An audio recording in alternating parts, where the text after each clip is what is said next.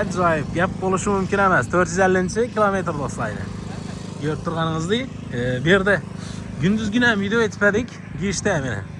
Adamlar mümkün emas yani yurtda bırakma. Signal basışma 450 kilometr. Bayrağımız kopirat tuttu. Gel ya bir yine ösümlikler öspürttü. Acayip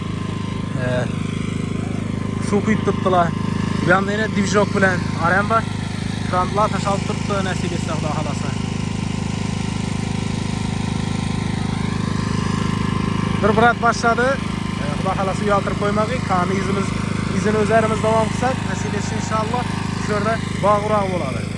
Görüp turganlarınızda bir anı uza boyda olsa gitken yine.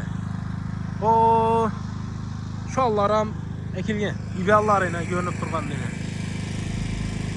Acayip. Adam bargan yerde ünümdarlık boladı, özgeriş boladı. Eğer adam varsa, hakikaten adam varsa şimdi özgerişler yine. Acayip. Bayrakımızdan tuttu. Bir anda ötken kayıtkan bıraktılar toxtab yana. Su kuyup tuttu. İşe de oturayıp. Acayip. Bir yerde yine gülle.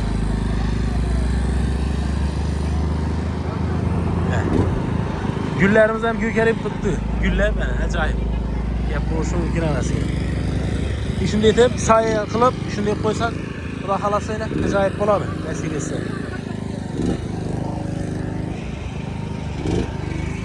İnşallah. Evet. Bir anamın elini koyup bir Allah'ın dalşı gitken bunu. Ekelim. Güçlerden koyup gel yok değil. Kolu dert görmesin.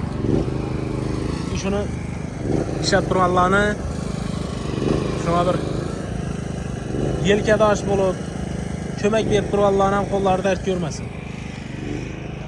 Yani tutlar hem ekilgen, üzümle ekildi. Sunu bir ana çıkart taşıp durgan ekenleydi. Zınaştı. Su azırak çıkıp başlattı. Yani tüngi tasviri şöyle su dökülüp durgan eken. Rahmet, kolları dert görmesin buna. Hop mayli. Sağ olunlar, salamat olunlar. Yurtumuzun tırşığına göz değmesin. Yurttaşlarımız sağ salamat olsun. Görüp turganızda yani çölde, kumlukta hayat. Bağ barpa bo'layapti. Yani ekkelerimiz sular bilan gap turibdi yani. Qarang, suvni quyib turibdi ekkeli. Ekkelerimiz. Qo'llarimda baqlashkilar ajoyib gap bo'lishi mumkin emas. Bayrağımız ham hamisha shunday tursin.